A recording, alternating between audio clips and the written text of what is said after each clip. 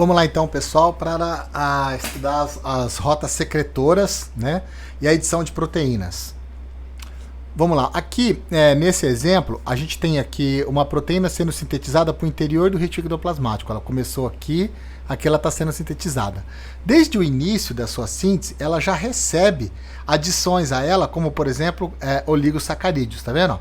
Esses oligosacarídeos são adicionados a ela. Além disso, existem outros tipos de adições que vão acontecendo aqui dentro, né, do retículo endoplasmático, né? E essas adições e modificações dessas adições são feitas por enzimas e principalmente pelas chaperonas. E para que isso acontece? Para que a proteína tenha toda a estrutura que ela precisa para ter a sua correta conformação 3D.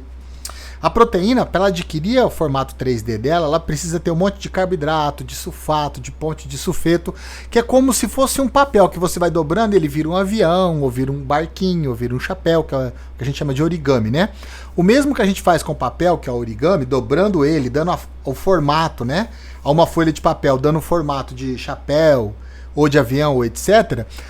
Da mesma forma, a proteína ela é dobrada dentro do retículo endoplasmático pelas chaperonas. E as chaperonas vai transformar ela num formato ou em outro, a depender da estrutura dessas adições de açúcar, de sulfeto, enxofre, oxigênio, hidrogênio. São várias reações químicas que vão acontecer na proteína depois dela ser sintetizada, né, pós-síntese. Essas adições serão feitas pelas chamadas proteínas chaperonas, que além de editar, né, elas também servem para fazer o quê? Para retirar, né, do sistema de secreção as proteínas mal formadas. Ou seja, as chaperonas são responsáveis por um sistema de controle de qualidade, um SAQ, dentro do sistema de proteínas da célula, ou seja, um SAQ, um sistema de atendimento ao consumidor, né, ou seja, um controle de qualidade para as proteínas que o seu corpo fabrica. Quando você fabrica uma proteína correta, não tem problema nenhum, essa proteína ela vai para a vesícula e ela é secretada, como a gente acabou de ver na aula anterior, né? Agora, se essa proteína não conseguiu ser formada porque o gene sofreu uma mutação, porque tem um aminoácido a mais, ou está faltando um aminoácido, ou trocou um aminoácido por uma mutação, a chaperona detecta isso e ela tenta corrigir. Se ela conseguir fazer a correção, para dobrar ela corretamente e liberar ela, ela vai. Se ela não conseguir, ela vai marcar a proteína para destruição, vai ligar uma ubiquitina na proteína, que a gente chama isso de ubiquitinação. Essa proteína ubiquitinada está destinada à morte, está marcada com a morte. Está marcada para morrer, ou seja, ela vai ser degradada por proteases, né? Mas quem sinaliza isso é a chaperona. Aqui é um mecanismo que quando a chaperona detecta que tem uma proteína mal formada, a chaperona detecta isso, a própria proteína mal formada tem receptores que são ativados em resposta a essa proteína, que desencadeiam a transcrição e a tradução de mais proteínas chaperonas.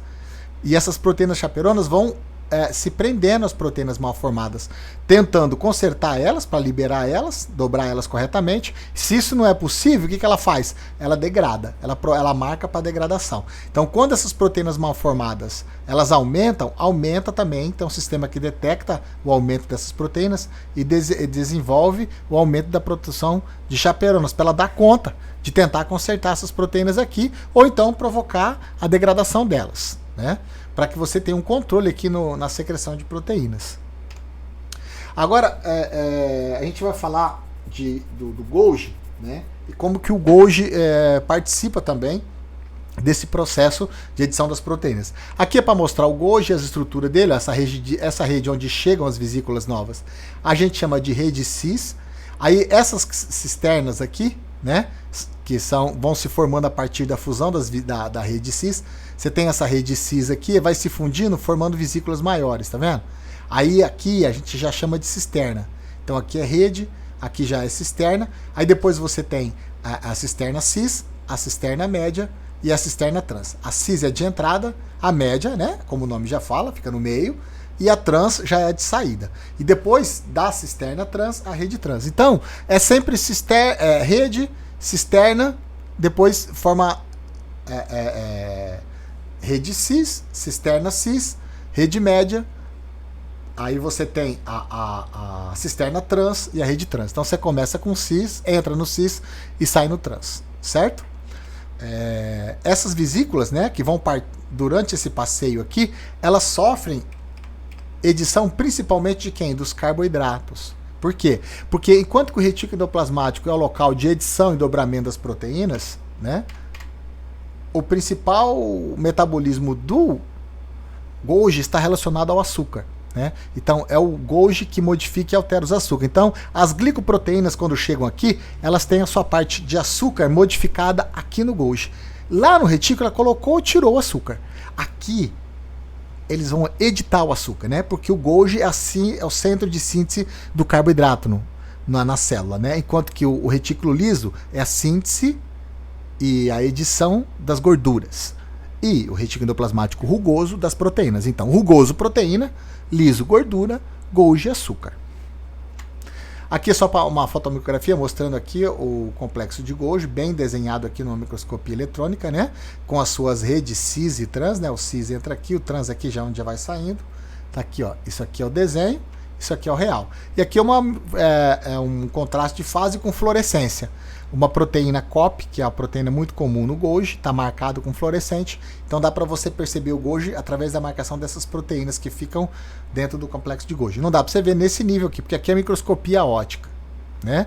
Aqui é microscopia eletrônica, certo? Tanto que aqui está em nanômetro, aqui está em micrômetro, é 2 mundos diferentes, certo?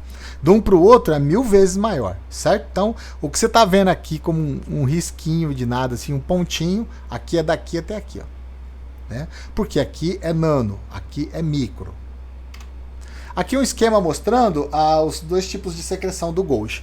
Né? O Golgi, quando essas vesículas chegam aqui na rede trans e vão ser liberadas, tem 2 tipos de secreção, a chamada constitutiva e a regulada. Como o nome próprio fala, a constitutiva ela não tem processo de regulação. Do jeito que ela chega, ela vai. Né? Normalmente é processo para recuperar a estrutura da membrana, onde a célula não faz pinocitose, fagocitose, ela não forma vesícula para dentro aqui, então ela retira as proteínas e a própria vesícula da membrana. Então ela precisa ser reconstituída. Então essa reconstituição aqui é contínua.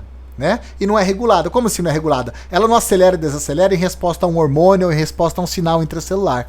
Ela é sempre do mesmo tanto. Entendeu? Por isso a gente chama de fusão não regulada da membrana.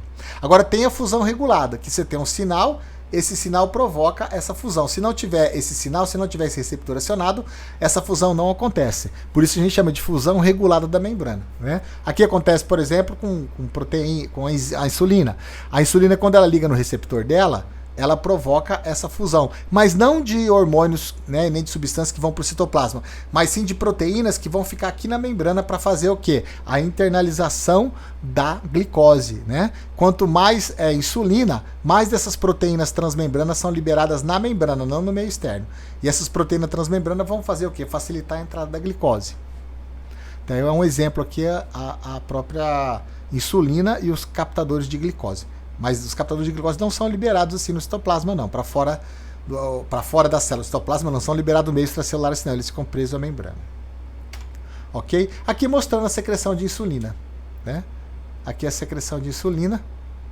Você tem a vesícula se fundindo com a membrana, liberando a insulina para o meio extracelular. Né? Essa insulina vai para a corrente sanguínea e vai atuar nas células para provocar o acionamento da produção dos transportadores de açúcar para dentro da célula. Tá certo? E é isso aí, pessoal.